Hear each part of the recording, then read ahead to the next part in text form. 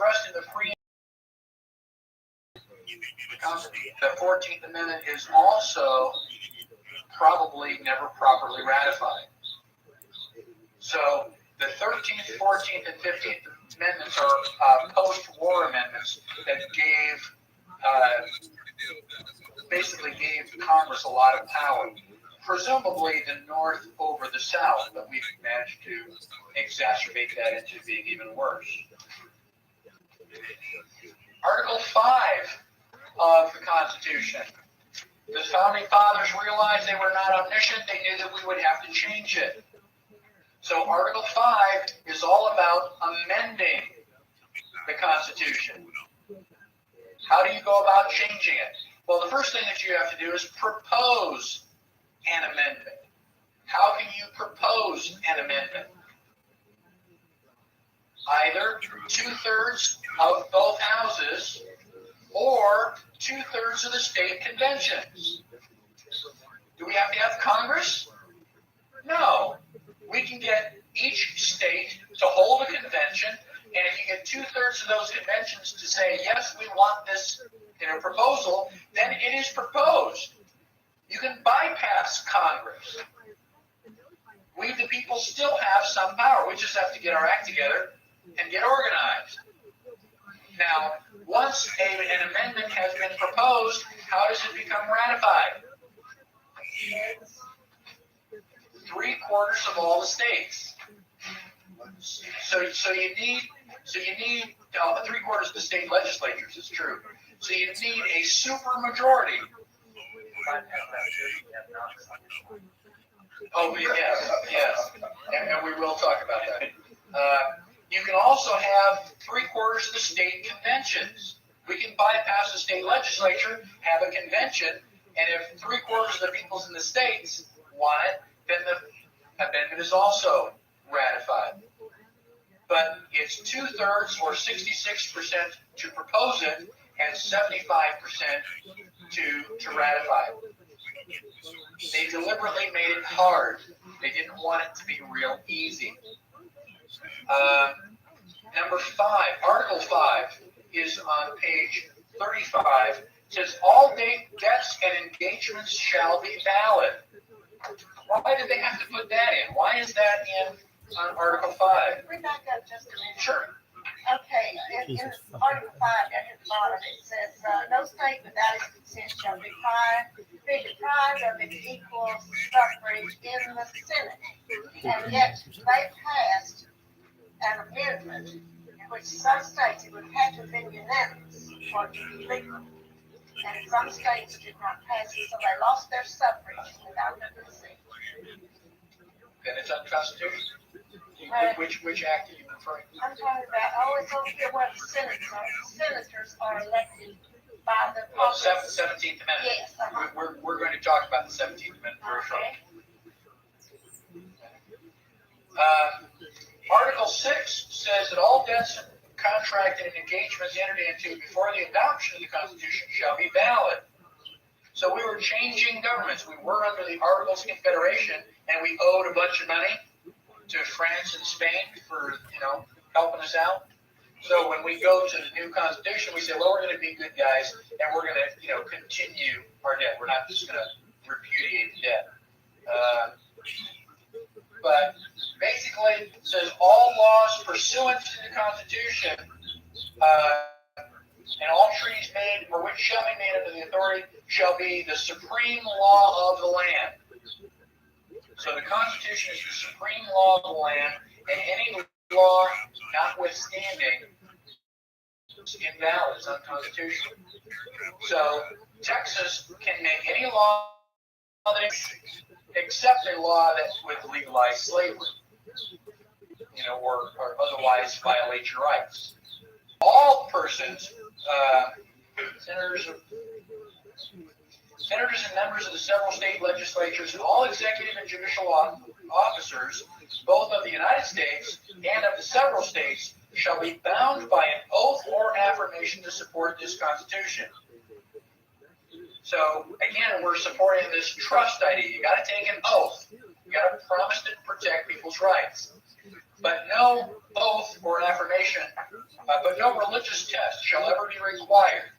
So, we can't eliminate certain religions, or even atheists. They can't have a religious test. Article 7 is basically just signed, sealed, delivered, by yours. It just says the 17th day of September, 1787, blah, blah, blah, and this is, done good. So the 7th Amendment is mostly signatures, and the 6th Amendment, or the 6th article is relatively short. So the three that are typically important are 1, 2, and 3, legislative, executive, 4 establishes the relationship between the states and the federal. 5 is how do you amend it. 6 is we're going to keep our debts. And 7 is go out of here. Put your signature down.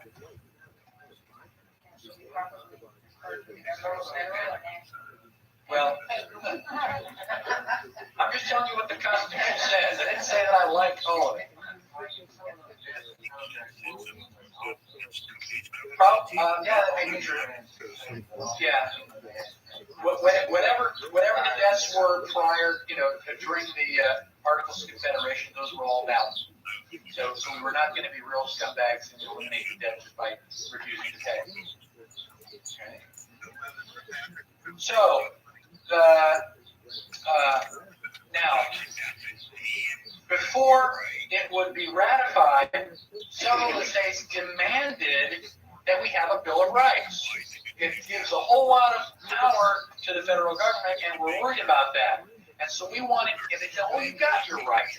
Alexander Hamilton said, don't worry about it. You don't need to put it on paper. Yeah, right. We want it in writing.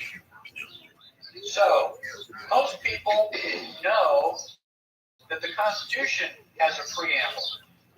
Most people do not know that the Bill of Rights also has a preamble. I was reading that in some book. It said the preamble to the Bill of Rights. They went, typo. They meant Bill of Rights, preamble to the Constitution. And they started giving me something I'd never read before, and I jumped up because I've got the Constitution and the Bill of Rights hanging in my hallway. And I went over and looked at it, and I went, go to hell. Look at that. Yeah. So the preamble to the Bill of Rights. The conventions of a number of the states, having at the time of their adopting the Constitution, expressed a desire, in order to prevent misconstruction or abuse of its powers, that further declaratory and restrictive clauses should be added, and as extending the ground of public confidence in the government will best ensure the beneficial ends of this institution. So what? So we wrote the Bill of Rights to prevent misconstruction or abuse of its powers. Whose powers? Congress, government. Okay? So we don't want them to get out of hand. So what are we going to do? We are going to add further declaratory and restrictive clauses. Does a declaratory clause ask for permission? No. I'm telling you that I've got freedom of speech. I'm telling you that I've got a right to keep and bear arms. I'm not asking. These are further restrictive clauses. We're putting restrictions on the power of government. What are the original restrictive clauses? The Constitution. So the Constitution are restrictions on Congress's power, and we're going to add further restrictions. The Bill of Rights cannot be repealed.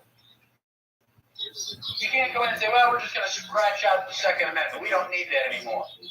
Wait a minute. You didn't give it to us in the first place. You can't take it back. We gave it to you. We are telling you that we have freedom of religion, not asking. So, but how do we stop that? We can get an amendment to change the Bill of Rights. We have to have other amendments. No, that is not true. You can get amendments to change the other amendments. The 18th Amendment established prohibition. The 21st Amendment repealed it. But that has nothing to do with rights. If we can change, let's talk about Rosie O'Donnell, because we're going to talk about all of these amendments.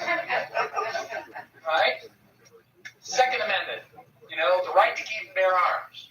Rosie O'Donnell and her million moms want to go to Washington, and they say, all we got to do is just get enough moms to vote, and we're going to just repeal the Second Amendment, and we're going to take away, your right to keep and bear arms. Okay, let's take that and say, you're going to repeal my Second Amendment, so I'm going to go to Washington with my billion fathers, and we're going to repeal we're going to repeal the First Amendment. We're just going to take away your freedom of religion. You going to do that? You going to sit still for any of that? I say you can't go to church unless you're, Branch Davidian. Ever going to change over to Branch Davidian? No. We didn't give you freedom of religion. You were born with it. Nobody can take it away from you. It is unalienable. It's a part of who you are. It's like the dreams that you had last night. You can tell me your dreams, but you can't give them to me. It's integral to who you are. You've got a heart, you've got lungs. You give me any of that, you stop existing. I can kill you, but I can't take away your right to life. I can violate your right to life, but I can't take it away from you. They cannot take away your freedom of religion, your freedom of speech, or a right to keep and bear arms. The Bill of Rights doesn't give it to you in the first place. I understand that. But they can modify the Constitution if we don't stop it. They can burn it. They can shred it. They can get rid of the Declaration of Independence. That doesn't make your rights go away. So let them make any changes they want. They can shred the Bill of Rights. They're ignoring it so much anyway. The Constitution is only a national monument, under nitrogen gas in Washington, D.C. It's a novelty. It is something to look at. Here, kids,